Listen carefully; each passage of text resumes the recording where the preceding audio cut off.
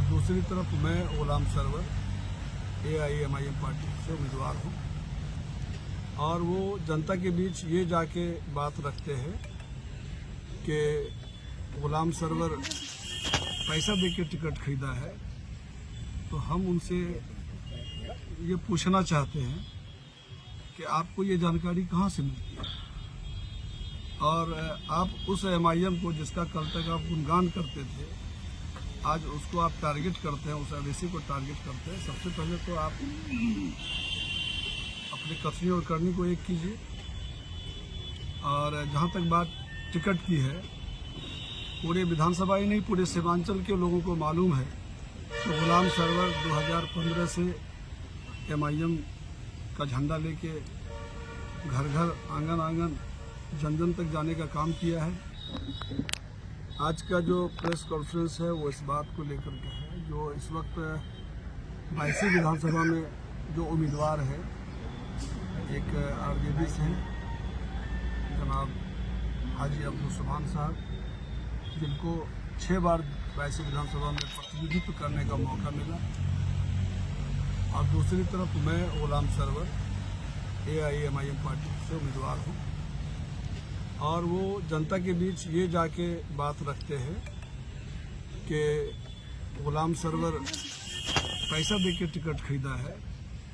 तो हम उनसे ये पूछना चाहते हैं कि आपको ये जानकारी कहाँ से मिलती है, और आप उस MIM को जिसका कल तक आप गुणगान करते थे, आज उसको आप टारगेट करते हैं, उस अवैसी को टारगेट करते हैं। सबसे पहले तो आप अपने कथनी और करनी को एक कीजिए।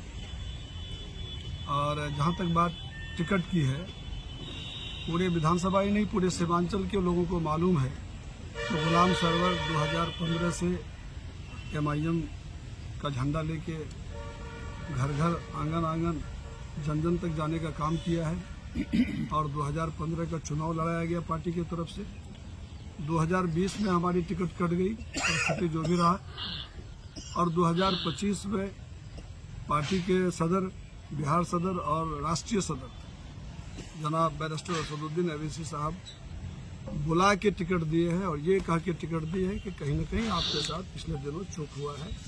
हम लोग उस चूक को सुधारना चाहते हैं और आप हमारी पार्टी से चुनाव भी लड़िएगा। आप आइए, पार्टी से जुड़िए। और हम जाके उनके साथ जुड़े हैं, और अल्हम्दुलिल्लाह उसका बहुत मैं शुक्रिया अदा करता हूँ जनाब बैरिस्टर असदुद्दीन अवैसी साहब का, अख्तरुल ईमान साहब का, प्रदेश टीम का, कि सब लोगों ने मिल के मुझे ये जिम्मेदारी, मुझ पर यह भरोसा जताया है, मुझे उम्मीदवार बनाया गया। आप पे आरोप इसमें पैसे की कहाँ पे क्या बात है? आप पे आरोप लगाया जा रहा है कि आप 4 साल से जो है जिला परिषद का अध्यक्ष प्रतिनिधि बने हुए हैं, डगरवा में जो है कि करप्शन जो है कम नहीं हो रहा है, इस पे आप क्या कहना चाहेंगे? जो आरोप लगा रहा है उनको पूछिए कि वो जो इतना समय जनता का बर्बाद किया, और करप्शन 22 में इन्हीं लोगों के टाइम में ही जन्म लिया है।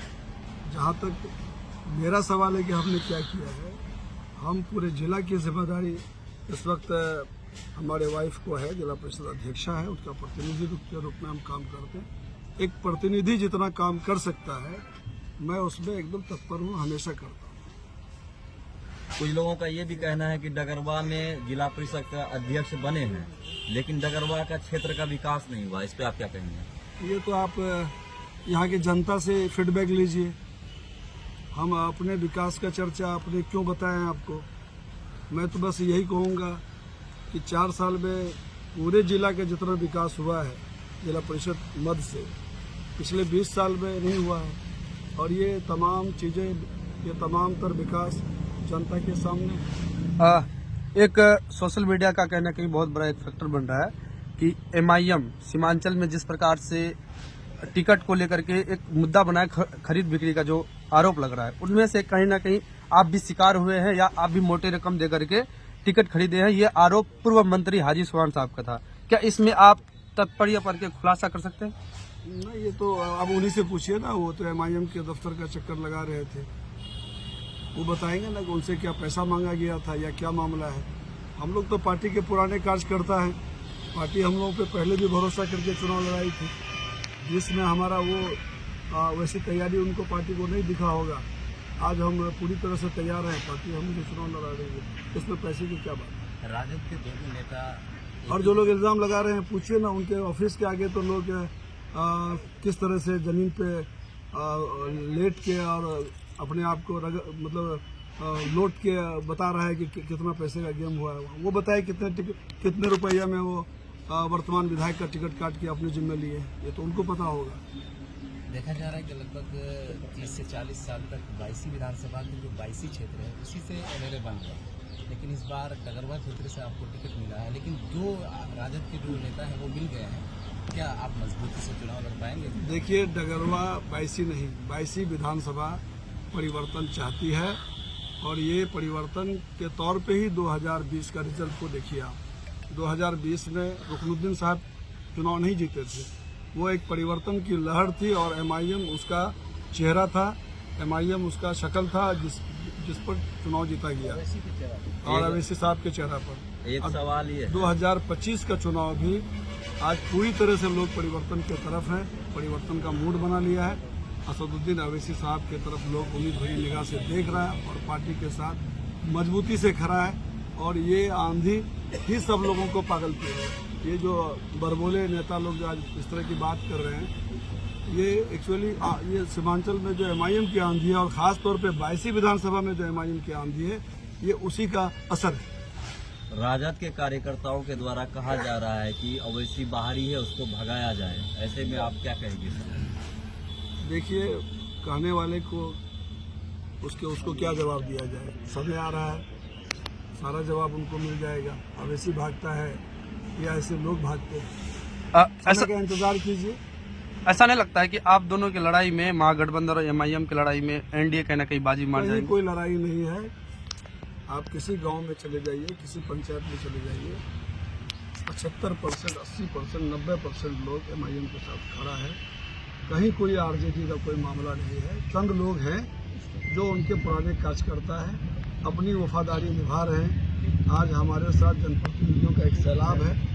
आप देख लीजिए, 2020 में जो चुनाव हुआ था, एमआईएम 32,000 से राजद के उम्मीदवार को हराया था, उसी हाजी अब्दुल सुभान साहब को, जिस वक्त वो फील्ड में कहीं न कहीं सेहतमंद थे। आज तो अल्हम्दुलिल्लाह वो कहीं न कहीं बीमारी से ग्रस्त आदमी है।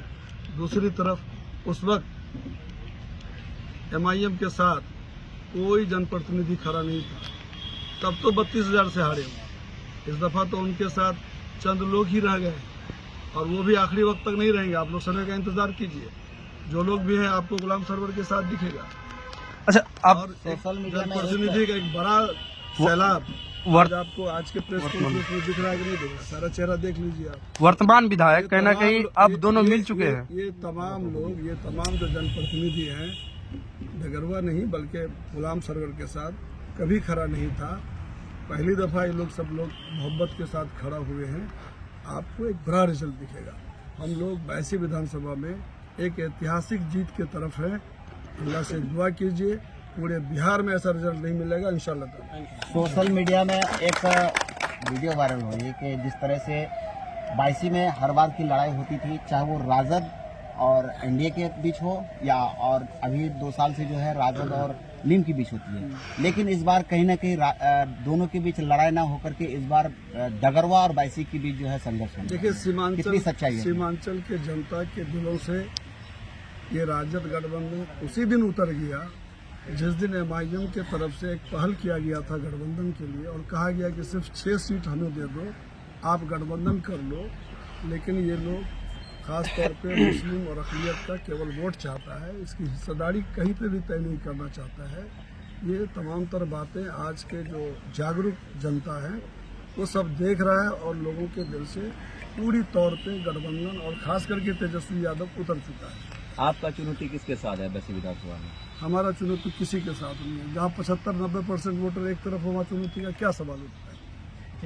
ठीक है, बीजेपी का कुछ पैकेज वोट है वो उसको मिलेगा, हम लोग उसको मान के चल रहे हैं।